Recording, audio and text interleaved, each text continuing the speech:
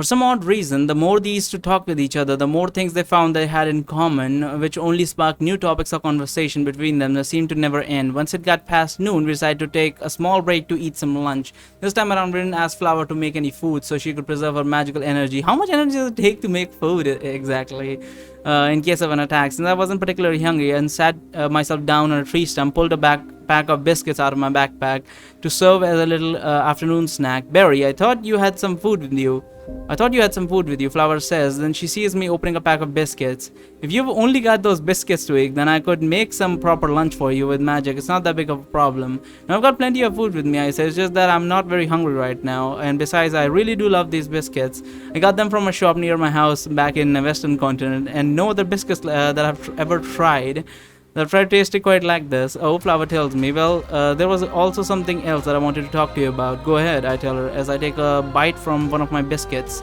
Remember when you found that puzzle piece inside the castle of Thelius? Flower says. Yeah, I remember, I say. Melinda told me earlier that she knows where we can get another piece of the puzzle, one of the puzzle pieces. Flower says she said that she had a puzzle piece herself a few hundred years ago, but she didn't feel like wasting time looking for the other, so she eventually threw it away. But she knows where she took it from. She found it in the abandoned building in one of the poorer districts of Allender, I say. Hundreds of years ago? I highly doubt it's there. I see, I say. Anyway, Flower continues. So what I wanted to ask you is if you didn't by any chance happen to run into any of the other puzzle pieces since you came to Varathia. No, I didn't, I tell her. Oh, Flower says, that's too bad, but I'll go ask the others too, just in case. With some luck, they may have found some puzzle pieces. I actually know where the puzzle piece is because I think in this playthrough, that is my playthrough, I have picked two puzzle pieces up. I believe one was from the prison that we locked in with the golden fox, and the other one was at the stand. It was basically in the orc room, treasure room, I believe so. I think I got two, but that wasn't the ideal playthrough. I only have gotten one in this one, or maybe I haven't even gotten one as far as I remember. I don't know. Sounds like a good idea. Good luck. Why do you care about these puzzle pieces so much? Because it's fun to look for them, Flower says, and because I can't wait to see what the prize is at the end. It feels almost like I'm on a treasure hunt. Well, when you put it like that, I suppose you do have a point, I say. Alright, I go ask the others about the puzzle pieces now. Flower says, enjoy your biscuits. I take a bite from one biscuit, and with my free hand, I do a military salute as Flower turns around as she heads towards the others. I continue to eat for a few more minutes. Once I'm done, I open up my backpack. I place the bag of biscuits back inside. How big of a pack is it?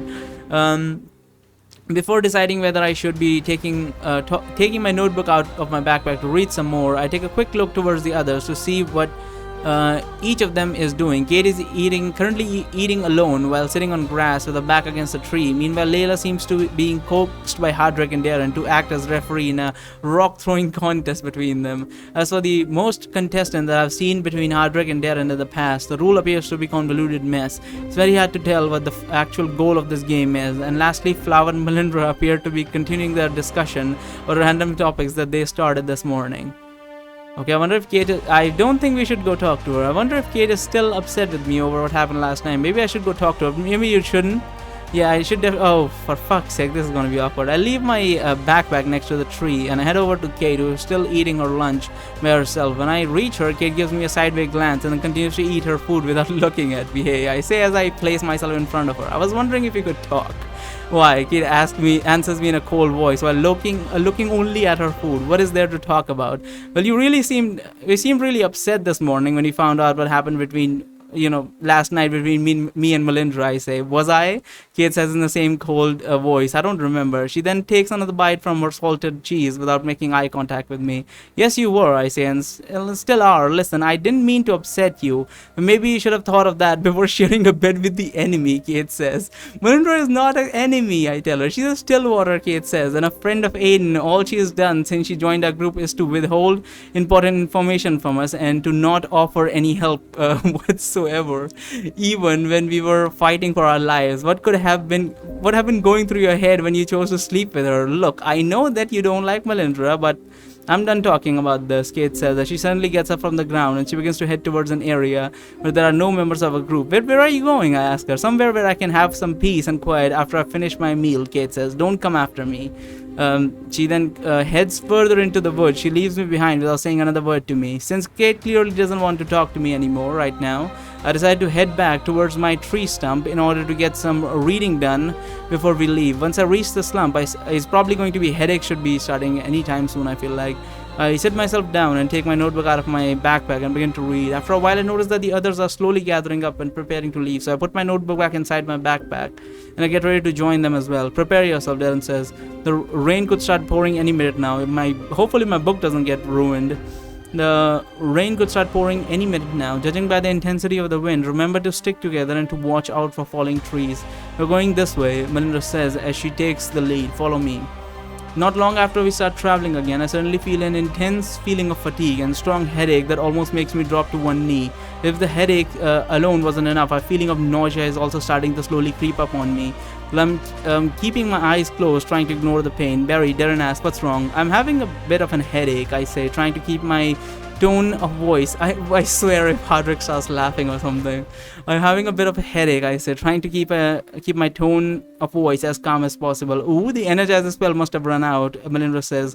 I guess that means mine will run out too soon enough. She then quickly utters an incantation and waves her hand around as she casts a second energizer spell on herself. What energizer spell? Darren says, but he interrupts himself as he understands what's going on. Oh, you're talking about what happened last night, aren't you? Let me guess, Barry never used an energizer spell before, so he's experienced the worst kind of side effects. Am I correct? Yes, Melinda says, but this should all get solved if I cast another energizer spell on him. No, I tell her, I said I don't want you to cast a second energizer spell on me. Darren, you wouldn't by any chance happen to have some spell that heals headaches and nausea, would you? I do, Darren says, but I'm not going to risk casting any kind of healing on you right now, unless you're talking about a life-threatening emergency. Casting healing spell on someone who's recently had their heart weakened by energizer spell is honestly is asking for all kinds of trouble, honestly. You'd be better off just letting Melinda cast a second energizer spell on you. Would still strain your heart, but at least it would do it more gradually, and the risk of heart failure when you only used the spell once before in your entire life is almost non-existent. I mean, I could possibly not die, but I don't want to take a risk. It's like taking Viagra and then taking another Viagra through that same day. I'm probably not gonna kill us, but there's a chance. Don't let me. Whatever.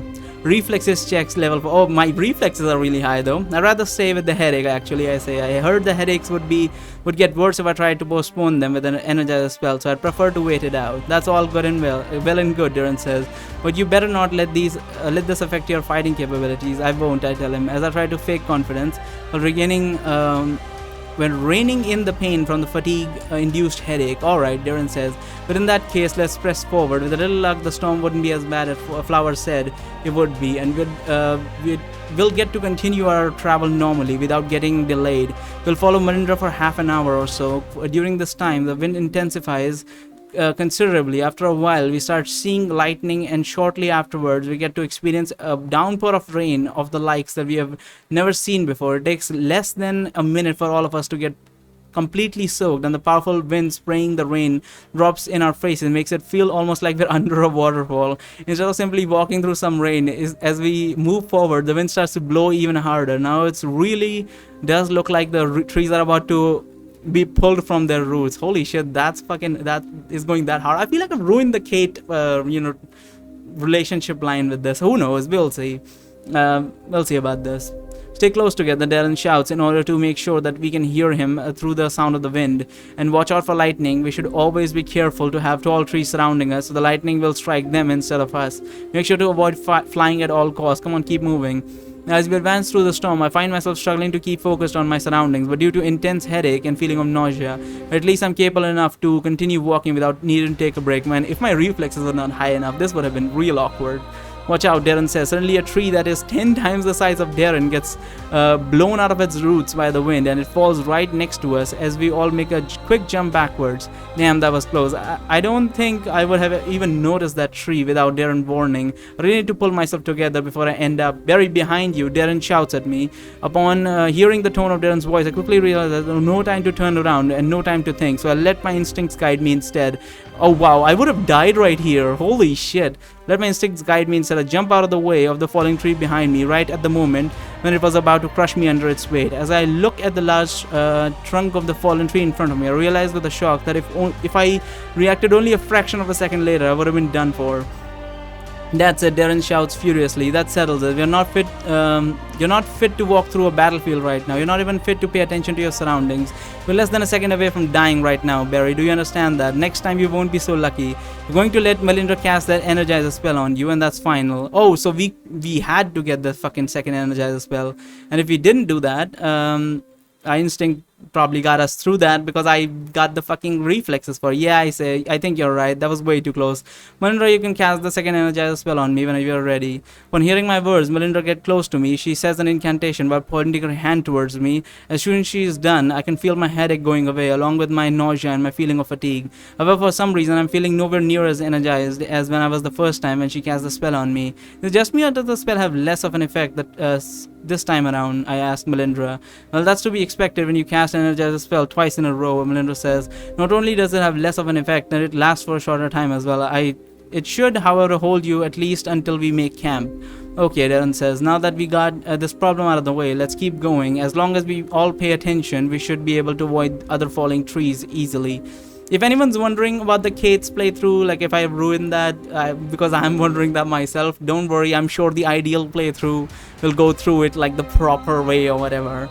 But this is my thinking with the dick before the brain way. That's how I play. Anyway, I mean, if you have watched any of my fucking videos where I'm reading something, this is always the direction it goes. Like, it is unavoidable. I have died so many times in so many situations because of shit like this, but I just do not learn, because this is the best way to play these games. I keep pressing forward for another 20 minutes, but the storm still doesn't look like it will be stopping anytime soon. In fact, it's getting worse by the minute. Every time we hear a thunder, it feels almost as if someone set off a powerful explosion spell in our vicinity. The wind is now almost powerful enough to push us back while we are walking, and the number of raindrops has greatly increased as well. Will this storm never end?